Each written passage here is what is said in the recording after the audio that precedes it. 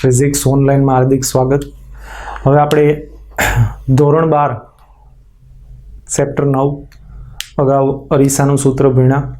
એ અરીસાના સૂત્રની જ આકૃતિ અહીંયા દોરેલી છે, પણ માત્ર એક જ કિરણની મદદથી.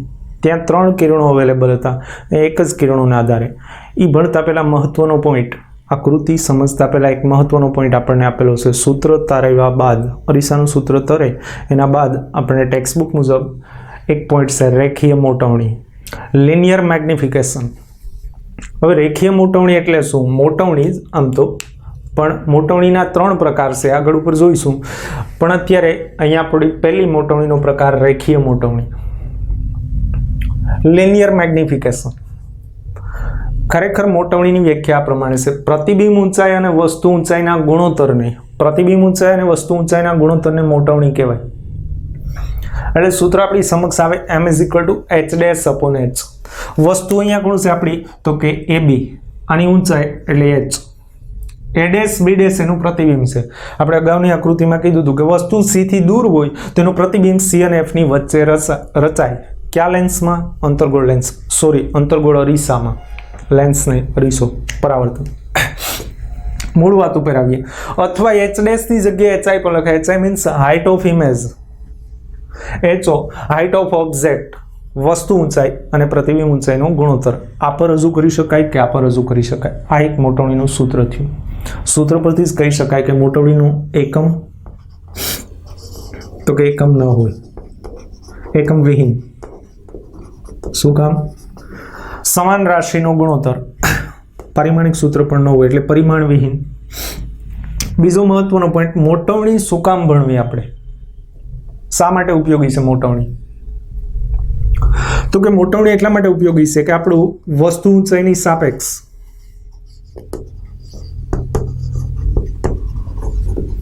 વસ્તુ ઊંચાઈની સાપેક્ષ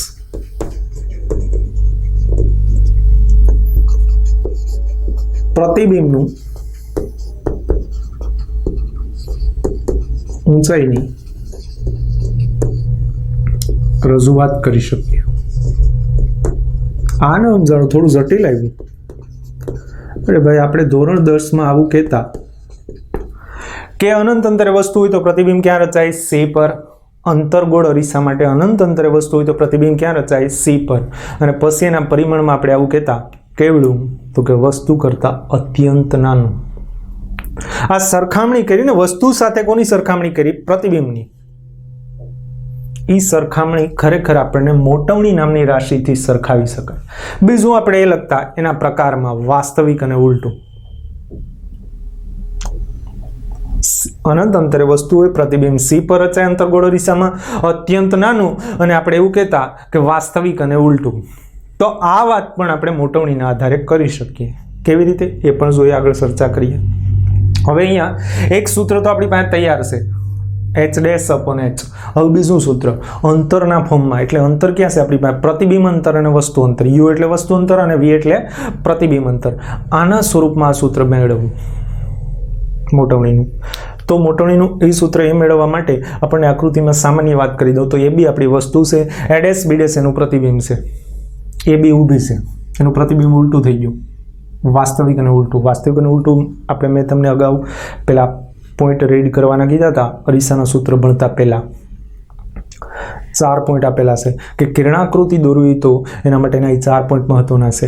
આપણું આપાત કિરણ થયું, આ પરાવર્તિત કિરણ થયું. કોઈ પણ પ્રતિબિંબ રચવા માટે મિનિમમ 2 કિરણો લેવા. અહીંયા આપણે એકથી જ કામ ચલાવ્યું. અરીસાના સૂત્રમાં આપણે 3 કિરણો લીધા હતા. જરૂરિયાત મુજબના લેવા કે જેથી આપણું ગણિત આગળ વધે. અને કિરણ પ્રકાશશાસ્ત્ર તમામ ભૂમિતિ ઉપર ચાલે છે. આ વાત આપણે રજૂ કરેલી છે. આપાત કિરણે લંબ સાથે બનાવેલા ખૂણાને આપાત કોણ કહીએ? તો અહીંયા લંબ કોણ થશે? CP અથવા મુખ્ય અક્ષ. એ આપણી સપાટીને લંબ થયો તો આપાત કિરણ છે આપણું AP. પરાવર્તિત કિરણ તો કે PA', એને લંબ સાથે બનાવેલા ખૂણાને પરાવર્તન કોણ? એને આપણે R વડે દર્શાવીએ, રિફ્લેક્શન એંગલ. તો આપાત કિરણ અને પરાવર્તિત કિરણ લંબની સામસામેની બાજુ, પરાવર્તનના નિયમો. તો આ વાત એ રજૂ થઈ. હવે અહીંયા 2 ત્રિકોણ બને એટલે આપણને પ્રાઇમરી વાતો ક્લિયર છે એવું માનું છું. પરાવર્તનના નિયમો એના આધારે આકૃતિ ક્લિયર થઈ. એટલે અહીંયા આપણે બે ત્રિકોણ ક્લિયર થાય. એક ABP કાટકોણ છે, ત્રિકોણ ABP કાટકોણ છે, અને બીજો ત્રિકોણ A'B'P સમરૂપ છે. A'B'P અને ABP બે ખૂણા સમાન છે. આપાત કોણ ને પરાવર્તન કોણ, ખરેખર બે ખૂણા સમાન છે. અને એટલે આ એક આપાત કોણ ને પરાવર્તન કોણ, એક ત્રિકોણનો આપાત કોણ તો બીજો પરાવર્તન કોણ, અને બંને સમાન હોય. અને બીજો આ 90 નો બને, A'B'B નો, એ PB' ને લંબ છે, અને AB છે એ PB ને લંબ છે. તો આપણે સમરૂપતા પ્રમેય મુજબ, અગાઉના ધોરણો મુજબ આ બે ત્રિકોણ સમરૂપ હોય તો એની અનુરૂપ બાજુનો ગુણોત્તર આપણે સરખાવી શકીએ. એટલે કે A'B'B ના છેદમાં AB is equal to A'B'B એ કોની બાજુ થઈ તો કે A'B'P ની. તો એવી જ બાજુ ABP માં AB થશે, એ બેનો ગુણોત્તર સામેની બાજુમાં આપણે જરૂરિયાત મુજબ PB' ના છેદમાં PB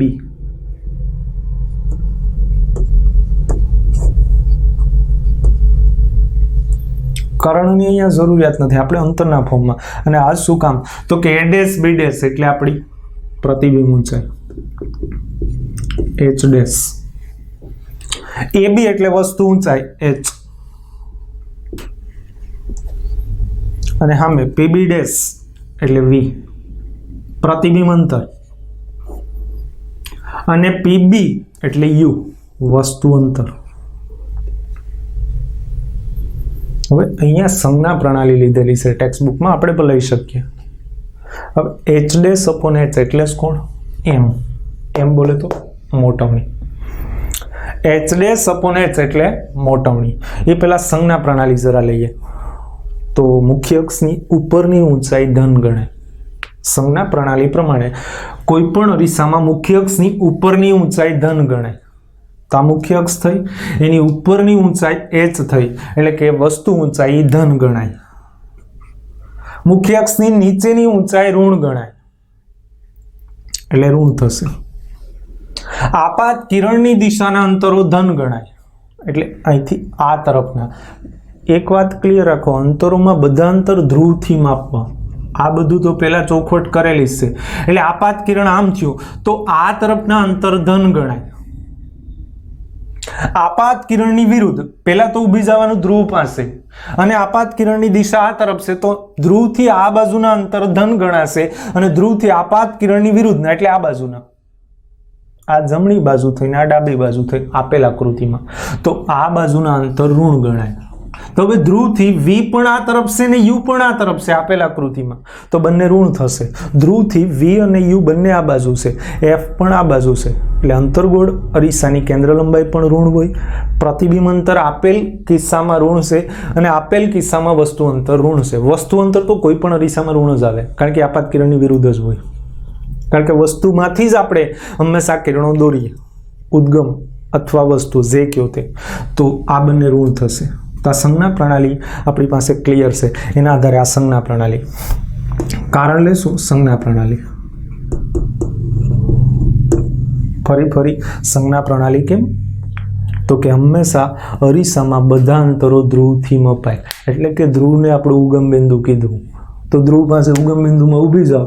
અહીંયા ઉગમ બિંદુ હોય તો આ ધન x થાય, આ ઋણ x થાય, ઉપર ધન y થાય, નીચે ઋણ y થાય. એટલે કાર્ટેશિયન યામ પદ્ધતિ મુજબ જ આ સંજ્ઞા પ્રણાલી છે, અને આ સંજ્ઞા પ્રણાલીના આધારે જ આપણે પ્રતિબિંબનો પ્રકાર નક્કી કરી શકીએ. એટલા માટે સંજ્ઞા પ્રણાલી ઉપયોગી છે. ગુડ. તો હવે તમે સમજી ગયા. ધ્રુવથી આ બાજુના ધન, તો આ બાજુ એક પણ અંતર આપેલ આકૃતિમાં નથી, એટલે અહીંયા ધન તો આવશે જ નહીં અંતર. બધા અંતરો આ બાજુ છે, V ને U બધા અંતરો, એટલે આપણી પાસે અંતર બે છે, પ્રતિબિંબ અંતર અને વસ્તુ અંતર. તો આ V ને U ઋણ થશે. ઊંચાઈમાં તો કે મુખ્ય અક્ષની ઉપરની ઊંચાઈ ધન ગણાય, એટલે વસ્તુ ઊંચાઈ ધન ગણાય, H ધન ગણાશે. નીચેની ઊંચાઈ ઋણ ગણાય, એટલે H' ઋણ ગણાય. આપણે 10માનો સંજ્ઞા પ્રણાલીનો લેક્ચર પણ જોઈશું. અહીંયા મૂળ વાત ઉપર આપણને ટોપિક પ્રમાણે જોઈએ તો માઇનસ માઇનસ કેન્સલ, અને તો આપણી પાસે H' upon H is equal to આપણને મળે -V અપોન U. આ માઇનસ કેન્સલ કર્યા તો આ માઇનસ અહીંયા તો minus v upon you. Simple વાત છે, સિમ્પલ ગણિત છે. હવે h ડેશ અપોન h એટલે મોટવણી m. તેથી m is equal to minus v upon you. આ મોટવણીનું સૂત્ર અંતર માટે છે, અંતર આધારિત છે. અંતર આપણી પાસે કેટલા? 2. ક્યાં ક્યાં? પ્રતિબિંબ અંતર અને વસ્તુ અંતર. આ અંતર આધારિત મોટવણીનું સૂત્ર થયું. આ ઊંચાઈ આધારિત મોટવણીનું સૂત્ર થયું. કોઈ પણ સૂત્રમાં એકમ વિહીન જ જાય છે. શું કામ? સમાન રાશિનો ગુણોત્તર એટલે એકમ ન હોય મોટવણીને. હવે મોટવણીને આપણે ચર્ચા કરતા હતા કે પ્રકાર કેમ નક્કી કરી શકશું. જો મોટવણી ધન હોય, જો મોટવણી આ ગુણોત્તર પ્રમાણે આપણે એક્ઝામ્પલમાં પણ જોઈશું, જો જવાબના અંતે મોટવણી ધન આવે, મોટવણી કોઈ પણ એક્ઝામ્પલમાં ગણવાની થશે તો મોટવણી ધન આવે તો હંમેશા કેવું? પ્રતિબિંબ આભાસી અને ચતું હોય. આ સંજ્ઞા પ્રણાલીનું મહત્વ છે. આપણે પેલા 6 કેસ છે 10માં યાદ રાખતા. અહીંયા સિમ્પલ MCQમાં પણ આવી શકે કે મોટવણી ધન હોય કોઈ પણ અરીસાની, તેમાં પ્રતિબિંબનો પ્રકાર જણાવો તો આભાસી અને ચોથું. અને જો મોટવણી ઋણ હોય, અરીસા માટે જ વાતો છે, લેન્સમાં ઉલટું આવશે. જો મોટવણી ઋણ હોય તો પ્રતિબિંબ વાસ્તવિક અને ઉલટું હોય.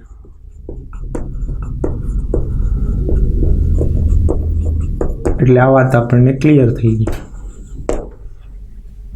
બીજું, મોટવણીના મૂલ્યના આધારે વાત હોય તો ભાઈ આ સૂત્ર તમે આપેલ આકૃતિ ટેક્સ્ટબુકમાં બીજી પણ 2 આકૃતિ છે, તમને અહીંયા ચોખવટ પણ છે ટેક્સ્ટબુકમાં કે આ સૂત્ર યાની કે m is equal to minus v upon you is equal to h dash upon h. આ સૂત્ર વાસ્તવિક અને ઉલટા પ્રતિબિંબ માટે આ સૂત્ર સત્ય છે. આભાસી અને ચતું હોય તો આ સૂત્ર હોય ધન હોય. હું કામ ધન હોય? જરા પ્રતિબિંબ અરીસાની પાછળ જતું રહે એટલે પ્રતિબિંબ અંતર ધન આવશે એટલે v ધન રહેશે. આ બાજુ માઇનસ રહેશે, આ બાજુ તો માઇનસ રહેશે, કેન્સલ. એટલે મોટવણી ધન થશે. ક્લિયર? મૂળ વાત ઉપર આવીએ. મોટવણીનું મૂલ્ય જે આપણે ચર્ચા કરતા હતા, મૂલ્ય એટલે એમાં ધન ઋણ ધ્યાનમાં ન લેવું, એટલે માનાંક લઈ લેવું. Mod m is greater than 1 તો વસ્તુ કરતા મોટું, તો મોટું પ્રતિબિંબ. સિમ્પલ વાત છે. m ગ્રેટર ધેન 1 ક્યારે આવે? અંશ મોટો અને છેદ નાનો હોય. ગણિતથી સમજી શકીએ. અને જો મોટવણીનું માન લેસ ધેન હોય તો પ્રતિબિંબ કેવું હોય? નાનું હોય. બધા MCQમાં ટ્રેક છે, યાદ રાખો. મોટવણી ઇઝ ઇક્વલ ટુ 1 હોય તો વસ્તુ જેવડું હોય. જો કોઈ વસ્તુ C પર હોય તો એનું પ્રતિબિંબ ક્યાં રચાય? C પર. 10માનું ધોરણ 10નો કેસ યાદ કરો. જો કોઈ વસ્તુ C પર રાખવામાં વક્રતા કેન્દ્ર પર, તેનું પ્રતિબિંબ પણ C પર રચાય અંતર્ગોળ અરીસામાં. કેવડું? તો એમાં એમ યાદ રાખતા વસ્તુ જેવડું, મતલબ કે એની મોટવણી 1 હોય, મોટવણીની કિંમત 1 હોય. આ હતી મોટવણીની માહિતી. આ મોટવણીના આધારે આપણે એક્ઝામ્પલ, MCQ, ટૂંકા પ્રશ્નો વગેરે સરળ પડે. મોટવણીનું સૂત્ર તારવો તો આ પ્રમાણે તારવવાનું અંતરના ફોર્મમાં. બાકી તો એની વ્યાખ્યા પ્રમાણે સિમ્પલ સૂત્ર. એક ટ્રીક આપી દઉં, યાદ રાખવાનું આમ જ, પ્રતિબિંબના છેદમાં વસ્તુ, પછી ઊંચાઈ હોય કે અંતર હોય. પ્રતિબિંબ અંતરના છેદમાં વસ્તુ અંતર. અહીંયા પ્રતિબિંબ ઊંચાઈના છેદમાં વસ્તુ ઊંચાઈ. એટલે યાદ રાખવાનું કેમ? પ્રતિબિંબના છેદમાં વસ્તુ. ઊંચાઈ હોય તો પાછળ ઊંચાઈ લગાડી દેવાનું, અંતર હોય તો અંતર. બાકી સંજ્ઞા પ્રણાલી જાળવવી. અંતરમાં માઇનસ આવે, ઊંચાઈમાં પ્લસ સૂત્ર h ડેશ અપોન h. અસ્તુ. અરીસાના સૂત્ર ભણતી વખતે આપણે વાત કરી હતી 313 પેજ પરના 4 પોઈન્ટ. હવે 313 પેજ આપણા ટેક્સ્ટબુક મુજબ આ 4 પોઈન્ટ જરા સમજવા અને આ ઉપયોગી છે. કિરણાકૃતિ દોરવા, આપણા પ્રતિબિંબ રચવા, બધું સમજવા માટે આ ઉપયોગી છે જરા ટેક્સ્ટબુક મુજબ. ધોરણ 10ના લેક્ચરની પણ વાત કરી હતી. હવે અહીંયા ટેક્સ્ટબુકમાં સિદ્ધાંતમાં આપણે વસ્તુના એક બિંદુમાંથી ઉત્સર્જિત થતા કોઈ પણ 2 કિરણોની જો આપણે વાત થઈ હતી, 2 કિરણો ધ્યાનમાં લેવાના, તેમનો ગતિપથ દોરી બંને કિરણોનું છેદન બિંદુ શોધી ગોળી અરીસાથી થતા પરાવર્તનને લીધે મળતું પ્રતિબિંબ શોધી શકીએ. આપેલા આકૃતિમાં ત્રણ કિરણો હશે. જોજો, A થી M એક કિરણ, A થી P બીજું કિરણ અને A થી N આપણું થર્ડ કિરણ. પણ બે કિરણોથી પણ આપણે રજૂ કરી શકીએ પ્રતિબિંબ. અહીંયા આપણી જરૂરિયાત ત્રિકોણોની હતી એટલે 3 કિરણો દોરેલા છે. હવે મૂળ પહેલો પોઈન્ટ શું કહે કે કોઈ બિંદુમાંથી મુખ્ય અક્ષને સમાંતર કિરણ તે પરાવર્તન પામી અરીસાના મુખ્ય કેન્દ્રમાંથી જ પસાર થાય. હવે સમાંતર કિરણ હંમેશા અનંત અંતરેથી આવતું હોય અને અનંત અંતરે આપણે વસ્તુનું સ્થાન રાખીએ તો આપણે આવું શીખેલા છે કે એનું પ્રતિબિંબ F પર રચાય. તો આપણું સમાંતર કિરણ અહીંયા AM છે. જો આની વાત કરી તો આપણા માટે આપાત કિરણ થયું. તો M છે એ પરાવર્તન પામી અને જો અહીંયા F માં આવ્યું તો આપણું પરાવર્તિત કિરણ થયું. AM આપાત કિરણ થયું અને હું લાસ્ટ સુધી જાઉં તો MD આપણા માટે પરાવર્તિત કિરણ થયું. હવે જો AM છે એ મુખ્ય અક્ષને કેવું છે? સમાંતર. આ બે સમાંતર છે. તો મુખ્ય અક્ષને સમાંતર કિરણ હંમેશા મુખ્ય કેન્દ્રમાંથી જ આવે. એટલે પહેલો પોઈન્ટ એવું કહે આપણને. બીજો પોઈન્ટ અંતર્ગોળ અરીસા. જો અહીંયા અંતર્ગોળ અરીસો દોરેલ છે એટલે અંતર્ગોળ અરીસાનું ધ્યાનમાં લેશું. અંતર્ગોળ અરીસા માટે વક્રતા કેન્દ્રમાંથી પસાર થતું કિરણ એ પાછું પરાવર્તન પામીને વક્રતા કેન્દ્રમાં જ આવે. અહીંયા બહિર્ગોળ અરીસાની પણ સાથે વાત છે પણ આકૃતિમાં અંતર્ગોળ છે એટલે આપણે અંતર્ગોળની જ વાત ધ્યાનમાં લેશું. જો વક્રતા કેન્દ્રમાંથી એટલે કે C માંથી પસાર થતું કિરણ, જો આ આપાત કિરણ થયું આપણા માટે A થી C, આ કિરણની વાત આલે A થી C અને N પાસે આવ્યું જો આપાત કિરણ. તો રિફ્લેક્શન પામી જો N માંથી પાછું આપણને અહીંયા તીર બતાવ્યું. N માંથી ફરીથી પાછું કેમ આવે? C માંથી. હું કામ આવું છે? તો તમે ખ્યાલ હોય તો વક્ર સપાટીમાં લંબ કેમ દોરાય? આપણો અરીસો આખો આ રીતે વર્તુળ છે. લંબ કેમ દોરાય હંમેશા વક્ર અરીસામાં? વક્ર અરીસાનો લંબ હંમેશા એના કેન્દ્રમાંથી એટલે કે એની ત્રિજ્યા હંમેશા વક્ર સપાટીને લંબ હોય. વર્તુળને લંબ કોણ હોય? વર્તુળની ત્રિજ્યા. આપેલા બિંદુએ વર્તુળનો લંબ કોણ હોય? તો કે વર્તુળના કેન્દ્રમાંથી પસાર થતી રેખા યાને કે એની ત્રિજ્યા. સિમ્પલ વાત છે. તો લંબ રૂપે આપાત થાય તો પરાવર્તન લંબ રૂપે જ થાય ને, કારણ કે આપાત કોણમાં 0 આવે તો પરાવર્તન કોણ પણ 0 હોય. આપાત કોણ અને પરાવર્તન કોણ સમાન હોય. એટલે બીજો પોઈન્ટ આપણને એ શીખવે છે. એટલે C માંથી જો કોઈ કિરણ આપાત થાય તો પરાવર્તન પણ C માંથી જ આવશે. કેમ કે એમાં I અને R આ ખાસ યાદ રાખજો. કોઈ કિરણ વક્રતા કેન્દ્રમાંથી પસાર થતું હોય તેનો આપાત કોણ કે પરાવર્તન કોણ કેટલો હોય તો હંમેશા યાદ રાખજો 0. આ MCQ છે આપણા માટે. એટલે આ ચારેય પોઈન્ટ આપણને થિયરીમાં ક્યાંય લખવાના નથી થતા, પણ સિદ્ધાંત કિરણાકૃતિ સમજવા માટે અથવા MCQ પૂછવા માટે આ મહત્વના ચારેય પોઈન્ટ છે. એટલે અહીંયા હું ફરી રજૂ કરું છું. હવે ત્રીજો પોઈન્ટ આપણો આ છે કે અંતર્ગોળ અરીસાના મુખ્ય કેન્દ્રમાંથી પસાર થતું કિરણ, અંતર્ગોળનું જ વાંચી એટલે અથવા વાળું હું નહીં વાંચી, કિરણ પરાવર્તિત પામી અને મુખ્ય અક્ષને સમાંતર થાય. એટલે આપણે જે પહેલો પોઈન્ટ વાંચ્યો ને, આ પહેલો ને ત્રીજો, આ બેને અહીંયા ઉલટાવ્યા. તમે આપાત સમાંતર કરો તો પરાવર્તન કેમાંથી આવે? F માંથી. હવે આપાત F માંથી કરો તો પરાવર્તન કેમાંથી આવે? સમાંતરમાં. એટલે આ પોઈન્ટને પહેલા ને ત્રીજા પોઈન્ટને ઉલટાવ્યા. એટલે પહેલી વાત છે એ ત્રીજી વાત છે પણ ઉલટું કર્યું. ક્લિયર થઈ ગયું? હવે ચોથો પોઈન્ટ, અરીસાના ધ્રુવ સાથે કોઈ પણ કોણે આપાત થતું કિરણ પરાવર્તિત કિરણ પરાવર્તનના નિયમોનું પાલન કરે. એ વળી હું હમણાં આપણે મોટવણી ભણાયા એમાં મેં જો આ જ કિરણ ધ્યાનમાં લીધું AP અને PA'. તો AP માં આપાત કોણ છે અને આપણો પરાવર્તન કોણ. આપાત કોણ ને પરાવર્તન કોણ સમાન હોય. એમાં લંબ કોણ થાય? CP. આ CP યાની કે મુખ્ય અક્ષ આપણો લંબ થશે. તો આ આકૃતિની મદદથી આપણે આ ચારેય પોઈન્ટ સમજી ગયા.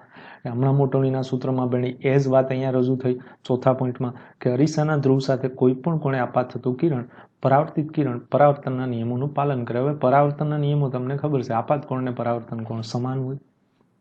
આપાત કિરણ અને પરાવર્તિત કિરણ લંબની સામસામે હોય. તો આપણું આપાત છે અને આપણું પરાવર્તિત છે એ લંબની સામસામે છે એવું જોઈ શકીએ. તો આ હતા ચારેય પોઈન્ટ જે MCQ માટે પણ મહત્વના છે. હવે આપણે એક્ઝામ્પલ જોવો. એક્ઝામ્પલ પહેલો જ જોવો આ ચેપ્ટરનો, એ પણ જરા ટેક્સ્ટ બુકમાં એકદમ ઇઝી છે. આ પહેલો પોઈન્ટ યાદ રાખજો. આ બધા આકૃતિ યાદ રાખજો. એ આકૃતિ જ આપણને સીધી ત્યાં હું પેજ બદલું છું આપણને ઉદાહરણ 1 રજૂ થાય. ઉદાહરણ 1 9.1 આકૃતિ આપણી અગાઉની તમે બુક સામે રાખજો.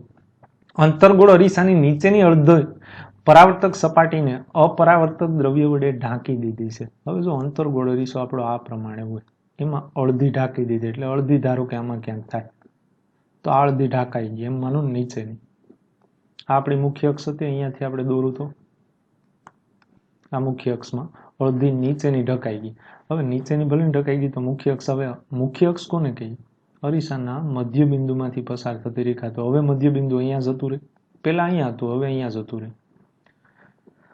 આ અરીસાની સામે મૂકેલી વસ્તુના પ્રતિબિંબ પર શી અસર થાય? મતલબ કે અરીસો અડધો કરી દીધો, એમ જ થયો ને.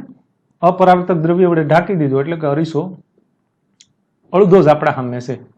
તો આપણને પેલો તો આ પ્રશ્ન જોઈને તો એમ જ થાય, વાંચી લે તો એ બધો જવાબ તમને ખ્યાલ છે, તમે બધા એ બાબતમાં આગળ જ છો, પ્રાથમિક નોલેજ હોય જ આપણી પાસે. અડધો ઢાંકી દે એટલે પહેલો સવાલ તો એ થાય છે પ્રતિબિંબ અડધું થઈ જાય. તદ્દન ખોટું. જો અહીં આપણે લખ્યું, આપ કદાચ વિચારતા હશો, જો આપણને ટકોર કરે કે વસ્તુનું પ્રતિબિંબ અડધું થઈ જાય, પરંતુ એવું થતું નથી ભાઈ.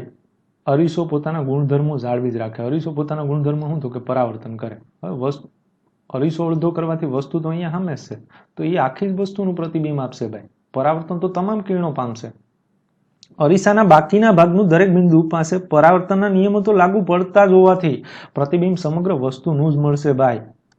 પણ અહીંયા જો આ વાત એમસીક્યુમાં યાદ રાખજો ખાસ, હા પ્રતિબિંબની તીવ્રતા જરૂર ઘટે. અરીસો અડધો થવાથી એની તીવ્રતા અડધી થઈ જાય, મતલબ કે પ્રતિબિંબ ઝાંખું થઈ જાય, એમ કહો તો પણ હાલે.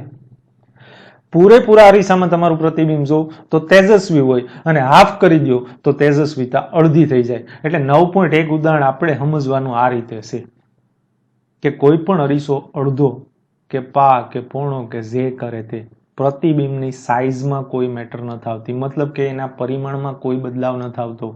જેટલું હોય એટલું જ આવે પ્રતિબિંબ તો. બટ એની તીવ્રતા જેટલી થાય, મતલબ અડધો થાય તો અડધું થઈ જાય, પા થાય તો પા થઈ જાય, એમ એના વિભાગ પ્રમાણે પ્રતિબિંબ પર આવી અસર થાય.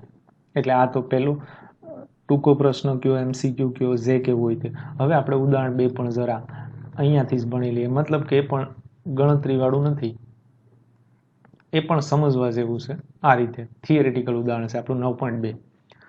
અંતર્ગોળ અરીસાની અક્ષ પર આકૃતિ દર્શાવી છે. એમાં એક મોબાઈલ ફોન મૂક્યો છો. મોબાઈલ તમને આ મોબાઈલ દેખાય, આ મોબાઈલ, એનું હું એમ કહું કે એ વાળો ભાગ છે પહેલો શેડો છે ધારો કે, અને બી વાળો ભાગ છે બીજો શેડો છે.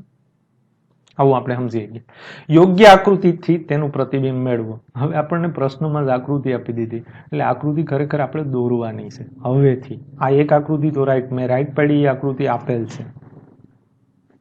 આ આકૃતિ તો આપણે નિર્માણ કરવાની હોય. સવાલ એમ પૂછો, મોટવણી એક સમાન કેમ નથી તે સમજાવો. શું પ્રતિબિંબની વિકૃતિ અરીસાની સાપેક્ષે મોબાઈલના સ્થાન પર આધારિત રાખે છે? આપણે વારાફરતી એક એક પ્રશ્ન જોઈએ. મોટવણી એક સમાન કેમ નથી? તો હવે જો પહેલો ભાગ મેં અહીંયા દોર્યો, એ ક્યાં આવ્યો અરીસામાં? અહીંયા આપણું સી છે, યાની કે વક્રતા કેન્દ્ર છે. જો અહીંયા હું તમને રેડમાં પોઈન્ટથી આ સી છે આપણું, અહીંયા મુખ્ય કેન્દ્ર એ આપશે, અહીંયા આપણો ધ્રુવ પી છે. હવે ધોરણ 10 ના ઓલા 6 કેસ યાદ કરીએ તો પહેલો શેડો ક્યાં આવ્યો? તો કે સી અને એફ ની વચ્ચે. હવે સી અને એફ ની વચ્ચે હોય તો એનું પ્રતિબિંબ ક્યાં રચાય? સી થી દૂર. યાની કે જે હું આ લીટો દોરું, અહીંયા જો સ્ટ્રેટ દોરું તો આ પ્રમાણે દોરું, તો આ ભાગ એનું પ્રતિબિંબ અહીંયા આવે સી થી દૂર. કેવડું? આવો સવાલ પૂછવો છે. સી અને એફ ની વચ્ચે વસ્તુ હોય તેનું પ્રતિબિંબ કેવડું? તો એમાં આપણે કહેતા વસ્તુ કરતા મોટું. એટલે કે આ ભાગ જે હું અહીંયા રેડ કલર થી ઘટ કરું એના કરતા મોટું. એટલે જો આ શેડો મોટો થયો એનું રીઝન આ. બીજો શેડો ક્યાં આવ્યો? તો કે સી પર. તો એનું પ્રતિબિંબ ક્યાં રચાય? સી પર જ રચાય, વસ્તુ જેવડું. એટલે કે બીજા શેડાની જે આ સાઈઝ છે, હું અહીંયા જો ઘટ કરવાથી ફરીથી આ બી પાસેથી સી પાસે હું માર્કર ક્રોસ કરું તો ઈ શેડો અહીંયા જ રચાય ભાઈ. એટલે બી નું પ્રતિબિંબ બી ડેશ થયું. એમ એ શેડાનું પ્રતિબિંબ ક્યાં થયું? તો કે એ ડેશ અહીંયા થયું. અને જો પ્રતિબિંબના અહીંયા વિકૃતિ આવવાનું કારણ આ છે. વિકૃતિ એટલે સમજાય ને ભાઈ, એના આકારમાં ફેરફાર. વિકૃતિ આપણે ધોરણ 11 માં આવી ગઈ. આકૃતિનો વિરોધ થઈ ગયો, મતલબ કે આપણી જે મેઇન આકૃતિ છે એના કરતાં મોબાઈલનું પ્રતિબિંબ આવું થઈ ગયું. એનું રીઝન તો કે એક શેડો સી પર પડ્યો તો એનું પ્રતિબિંબ સી પર જ રચાણું, જ્યારે બીજો શેડો મોબાઈલનો સી અને એફની વચ્ચે છે એનું પ્રતિબિંબ આપણું સી થી દૂર રચાય. એટલે ખરેખર આ જે તમે એ બી વાળો ભાગ છે ને, એ થી બી, એનું પ્રતિબિંબ આ પ્રમાણે બી ડેશ એ ડેશ આ તરફ જાવે એમ પ્રતિબિંબની સાઈઝ વધતી જાય, કહેવાય એવું માંગુ જો આ તરફ જાવે. એટલે આ સિમ્પલ વાત છે. આ જ કારણસર આ ભાગની યાની કે બી શેડાની અને એ શેડાની મોટવણી અલગ અલગ થાય, કારણ કે બેમાં પ્રતિબિંબ ઊંચાઈમાં ફેરફાર છે, એટલે મોટવણી એક સમાન આ માટે નથી. ફરીથી જરા ટેક્સ્ટ બુકના જવાબ. મોબાઈલનું પ્રતિબિંબ મેળવવા માટે કિરણોનો માર્ગ આકૃતિમાં દર્શાવ્યા મુજબ છે. મુખ્ય અક્ષને લંબ સમતલના ભાગનું પ્રતિબિંબ એસ સમતલમાં રચાય, એ આપણે ક્લિયર છે. તે તેટલા જ પરિમાણનું હશે, એટલે કે બી ડેશ સી ને બીસી બે સમાન છે, કારણ કે સી પર વસ્તુ હોય તો. પ્રતિબિંબની મોટવણી એક સમાન નથી, એ તમે જાતે જ સમજી શકો, એટલે આપણી ઉપર જ આપ્યું. મેં સમજાવી દીધું. હો ભાઈ, શું કીધું કે સી પર શેડો હોય તો એનું પ્રતિબિંબ સી પર રચાય, અને બીજો શેડો આપણો સી અને એફ ની વચ્ચે છે. ખરેખર અહીંયા આકૃતિમાં મેં પહેલો લખ્યો, એટલે કે પહેલો શેડો આપણો સી અને એફ ની વચ્ચે છે. આ શેડાની વાત આલી એ વાળો, તેનું પ્રતિબિંબ સી થી દૂર રચાય. આ માટે મોટવણી બંને શેડાની અલગ અલગ મળે. ભાઈ અહીંયા આપણને કીધું કે મોબાઈલના સ્થાન પર આધારિત છે આ વિકૃતિ, 100% આધારિત છે. તમે વિચારો, આ મોબાઈલની ગોઠવણી હું હજી આગળ લઈ લઉં તો, એટલે કે પહેલો શેડો છે એને એફ ઉપર રાખી દઉં અને બીજો શેડો છે એને સી અને એફ ની વચ્ચે રાખી દઉં, મતલબ કે ધારો કે હું મોબાઈલની ગોઠવણી આ પ્રમાણે કરી દઉં, તો હવે તમે જાતે વિચારો છો આનું પ્રતિબિંબ ક્યાંય છે. એક શેડો મેં એફ પર મૂકી દીધો, આ એ વાળો, હાલો, અને આ બીજો શેડો મેં અહીંયા મૂકી દીધો, બોલે તો સી અને એફ ની વચ્ચે. હવે તમે વિચારો આનું પ્રતિબિંબ કેવું હશે. આ માઇન્ડ વર્કમાં આપું, હોમવર્કમાં આપું, આ આકૃતિ સિમ્પલી સમજી શકો. છતાંય કોઈ ડાઉટ હોય તો કોલ, વોટ્સઅપ જે કરવું હોય તે. અસ્તુ, જય ભગવાન.